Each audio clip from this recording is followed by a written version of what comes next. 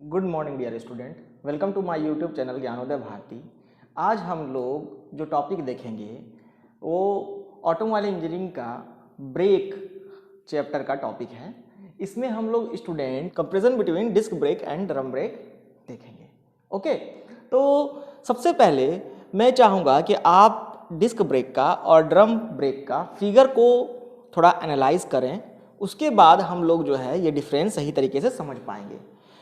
तो स्टूडेंट सबसे पहले मैं आपको बता दूं कि इसमें जो है फ्लूइड मीडियम के तौर पे इसमें फ्लूइड को यूज़ किया जाता है। ओके, और ड्रम ब्रेक में स्टूडेंट मैकेनिकल ब्रेक का भी ये टाइप हो सकता है और स्टूडेंट हाइड्रोलिक ब्रेक का भी ये टाइप हो सकता है। इसमें मीडियम के तौर पे मैकेनिकल लिंकेज को भी यूज़ किया जा सकता है, फ्लेक्सिबल लिंक वायर को भी यूज़ किया जा सकता है, रिजिड लिंकों को भी यूज़ किया जा सकता है या फिर फ्लूइड लिंक को भी यूज किया जा सकता है ड्रम ब्रेक में। लेकिन स्टूडेंट डिस्क ब्रेक में सिर्फ हम लोग मीडियम के तौर पे फोर्स ट्रांसफर करने के लिए फ्लूइड लिंक का ही उपयोग यूज करते हैं। ओके, तो अब स्टूडेंट यहाँ पे आप देख रहे हैं ये है हमारा व्हील सिलेंडर के जो कि हर व्हील्स पे एक एक सेपरेटली रहता है। ये हमारा डिस्क है, ये डिस्क आगे जा करके सेंटर पर व्हील के साथ जुड़ा होता है। व्हील जो है ये ऊपर की तरफ भी होगा थोड़ा हिस्सा और नीचे की तरफ भी होगा उसका थोड़ा हिस्सा।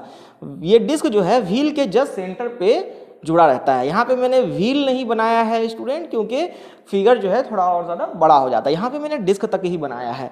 ये जो आप स्टूडेंट ग्रीन देख रहे हैं ये होता है ब्रेक पैड जो कि बिल्कुल फ्लैट होता है। डिस्क भी बिल्कुल फ्लैट होता है और ये जो रेड वाला है ये पिस्टन है और ये जो डॉट डॉट देख रहे हैं ये फ्लूइड है। जब हम लोग लीवर या पेडल दबाते हैं तो क्या होता है, ये पिस्टन मूव करके आगे की तरफ आता है और ये डिस्क जो है इस पैड के बीच में आकर के फंस जाता है, ये ग्रिप कर लेता है डिस्क को, जिसकी वजह से व्हील जो है उस पर ब्रेकिंग एक्शन होता है। ओके, और यहाँ पे हम लोग ड्रम ब्रेक देख रहे हैं। ड्रम ब्रेक में यहाँ पे व्हील सिलेंडर भी हो सकता है स्टूडेंट या फिर यहाँ पे रिवॉल्विंग कैम भी हो सकता है। अगर व्हील सिलेंडर होगा तो ये हाइड्रोलिक ब्रेक की तरह काम करेगा ड्रम ब्रेक, या कह सकते हैं कि मीडियम इसमें फ्लूइड होगा।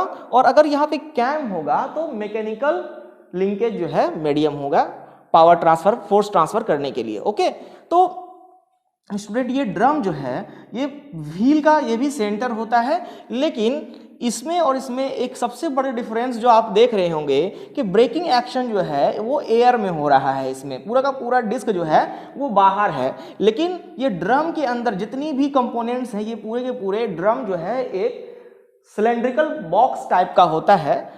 ये पूरा का पूरा कंपोनेंट जो है वो उसके अंदर होता है। ओके, अब ये देखिए आप ये जो ग्रीन कलर का दिख रहा है मैंने अलग अलग कलर से इसलिए बनाया है कि आपको फिगर जो है समझ में आए। ये ग्रीन कलर का जो है ये है ब्रेक शूज जो होते हैं वो एल्युमिनियम एलॉय के होते हैं और ये रेड कलर का जो है ये उसके ऊपर ब्रेक लाइनिंग होती है जो कि रिवेट या एडहेसिव की मदद से उस पर चिपकाई गई होती है। ये ब्रेक लाइनिंग जो है यही घिसती है और ये इस तरह से बनाई गई होती है कि इसकी वजह से फ्रिक्शनल फोर्स जो है वो इंक्रीज होता है। ओके, और जब भी स्टूडेंट हमें चेंज करना होता है इस ब्रेक लाइनिंग को तो हमें पूरा का पूरा ड्रम को व्हील को खोल करके उसे ड्रम निकाल करके ब्रेक शूज को बाहर करके और ब्रेक लाइनिंग की जो रिवेटिंग होती है उसको हटा करके इसमें नई ब्रेक लाइनिंग अगर हम लोग लगा देंगे तो ये पूरा का पूरा जो है ब्रेक शूज की लाइफ बढ़ जाती है। ये जो घिसाव होता है वो ब्रेक लाइनिंग में ही होता है जनरली। ओके, तो हम लोग देख पा रहे हैं कि ड्रम ब्रेक में पूरा का पूरा कंपोनेंट अंदर की तरफ है। जब हम लोग ब्रेक अप्लाई करते हैं तो कैम जो है वो अपने मेजर डायमीटर पे चला जाता है, जिसकी वजह से ये ब्रेक शू एक्सपैंड होता है। ब्रेक लाइनिंग ड्रम ब्रेक के ड्रम जो होता है उसके इंटरनल वॉल पे जा करके चिपक जाती है, जिसकी वजह से ड्रम जो है वो घूमना बंद हो जाता है और ब्रेकिंग एक्शन व्हील्स में हो जाता है। ओके, तो इन दोनों का वर्किंग मैंने जो है आपको ब्रीफली समझा दिया है फिगर के द्वारा। अब हम लोग जो है इसमें डिफरेंस आसानी से समझ पाएंगे, आसानी से डिफरेंस कर पाएंगे। तो सबसे पहला डिफरेंस जो है फ्रिक्शन पैड जो होता है वो फ्लैट होता है। देख रहे हैं आप फ्रिक्शन पैड जो है वो फ्लैट है। ठीक है, अब ये फ्रिक्शन पैड फ्लैट होने के कारण जो घिसाव होगा, जो वियर एंड टियर होगा, जो भी किसी भी तरह का घिसाव अगर होगा तो वो जो है सिमेट्रिक घिसाव होगा, मतलब हर जगह पे एक तरह का घिसाव होगा। ऐसा नहीं होगा कि यहाँ नीचे पे ज्यादा घिसाव होगा, ऊपर में कम घिसाव होगा। ठीक है, घिसाव जो है वो एक बराबर होगा। और दूसरा जो पैड है वो बेंडिंग होने के भी चांसेस ना के बराबर है, क्योंकि पूरा का पूरा फ्लैट है तो वो बेंड भी नहीं हो सकता है। ठीक है, यहाँ पे देखिए friction lining are curved, friction material is subjected to bend.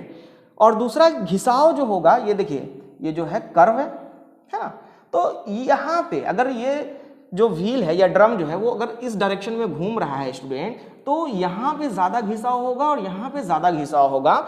दूसरा ये जो है बेंड भी करने की कोशिश करेगा ब्रेक शू को, ये ड्रम ब्रेकिंग एक्शन के टाइम पे, और यहाँ पे जो है उस तरह की कोई भी बेंडिंग देखने को नहीं मिलेगी। ओके, दूसरा हम लोग देख रहे हैं friction surface directly expose to cooling air. यहाँ पे जो फ्रिक्शन पैड है या डिस्क है, ये क्या है, इसका जो है एयर से डायरेक्टली एक्सपोज है, एयर के कांटेक्ट में ये डायरेक्टली है। हम जानते हैं अच्छी तरीके से कि एयर कूलिंग जो है वो जब भी कहीं घिसाव होता है तो एयर कूलिंग की मदद से उससे बहुत सारा हीट आसानी से डिस्चार्ज हो सकता है। तो क्योंकि ये एयर कांटेक्ट में है, डायरेक्टली एयर से एक्सपोज्ड है, जिसकी वजह से जब भी इसमें ब्रेकिंग एक्शन होगा तो जो भी हीट जनरेट होगी वो तुरंत जो है एयर को चली जाएगी। और यहाँ पे जो ड्रम है वो पूरी तरह से बंद होता है, तो जिसके कारण जो हीट जनरेट होगी वो इसमें ज़्यादा होगी ब्रेकिंग एक्शन के दौरान, और हीट जब ज़्यादा जनरेट होगी तो वियर एंड टियर भी ज़्यादा देखने को मिलेगा। ओके, उसके बाद third number, there is no loss of efficiency to expansion of disc. ये बहुत टेक्निकल पॉइंट है स्टूडेंट, ये फिगर बनाए बिना आप लोग समझ ही नहीं पाते। ये पॉइंट जो है मेरे दिमाग में आने के बाद ही मैंने फिगर बनाया है। ओके, देखिए स्टूडेंट, जब भी हीट होता है किसी भी चीज में तो उसमें हम लोग अच्छी तरह से जानते हैं कि थर्मल एक्सपेंशन होता है। ठीक है, तो ये डिस्क जो है, डिस्क में भी थर्मल एक्सपेंशन होगा। जब ये एक्सपैंड करेगा मतलब इसका विड्थ जो है वो थोड़ा बढ़ जाएगा, तो विड्थ के बढ़ने से जो ब्रेकिंग एक्शन है वो और आसानी से हो पाएगा, क्योंकि ये जो पैड है वो तुरंत उसके नजदीक आ पाएंगे, हल्का सा ही दबाने पे जो है ये ब्रेकिंग एक्शन होगा। मतलब कि अगर एक्सपेंशन होगा, थर्मल एक्सपेंशन होगा, तो किसी भी तरह का एफिशिएंसी लॉस नहीं होगा।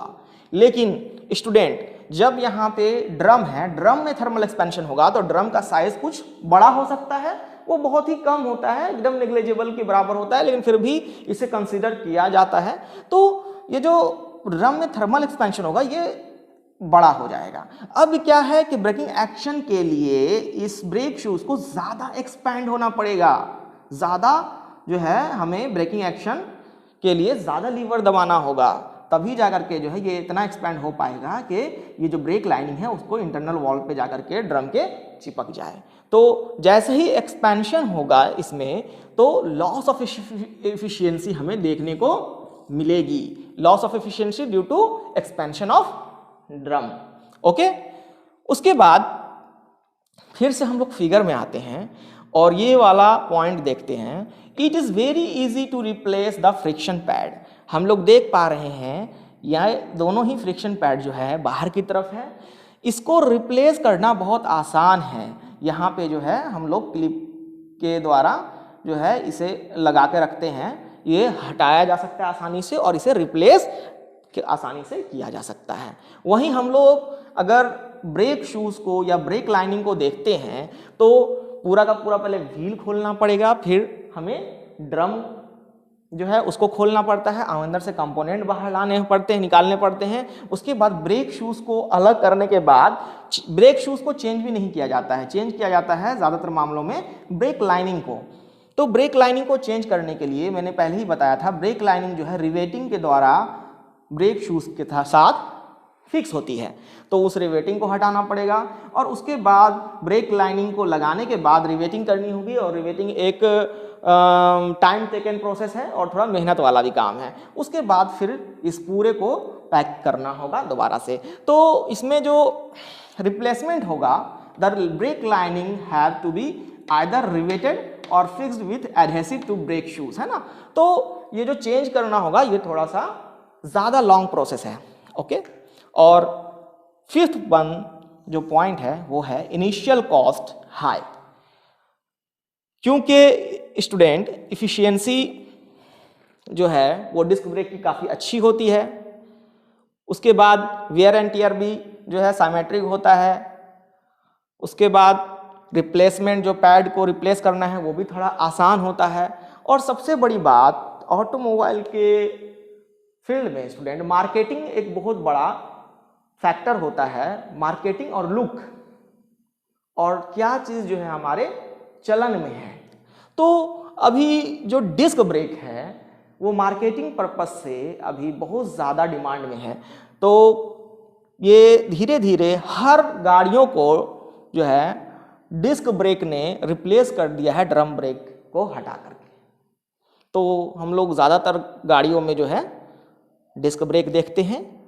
ये अलॉय व्हील में ही लगाया जाता है ज़्यादातर मामलों में। कहीं कहीं पे स्पोक व्हील में, जिसको वायर व्हील भी कहते हैं, उसमें भी यूज़ होता है। लेकिन क्योंकि ये थोड़ा सा हेवी लगता है दिखने में, जिसकी वजह से वायर व्हील में लगाने पे इसका लुक अच्छा नहीं आता है। जनरली इसे अलॉय व्हील के साथ ही लगाया जाता है। तो अलॉय व्हील का भी कॉस्ट जो होता है वो स्पोक व्हील से ज़्यादा होता है। और दूसरा कि इसका अपना कॉस्ट जो है वो भी कंपेरेटिवली ड्रम ब्रेक से ज़्यादा होता है। फिर हम लोग ड्रम ब्रेक में आते हैं तो इसका इनिशियल कॉस्ट कम होता है कंपैरिजन अगर हम लोग करेंगे उसका डिस्क ब्रेक से। ओके, तो मुझे लगता है स्टूडेंट कि आपको कंपैरिजन या डिफरेंस काफ़ी अच्छे तरीके से समझ में आ गए होंगे, क्योंकि मैंने फिगर के द्वारा आपको बताया है। इस तरह के टॉपिक स्टूडेंट मैं आपके लिए लाता रहूँगा। मेरे चैनल को लाइक, सब्सक्राइब एंड शेयर ज़रूर से करें, जिससे मुझे आगे के वीडियोज़ बनाने के लिए प्रोत्साहन मिले। Thank you.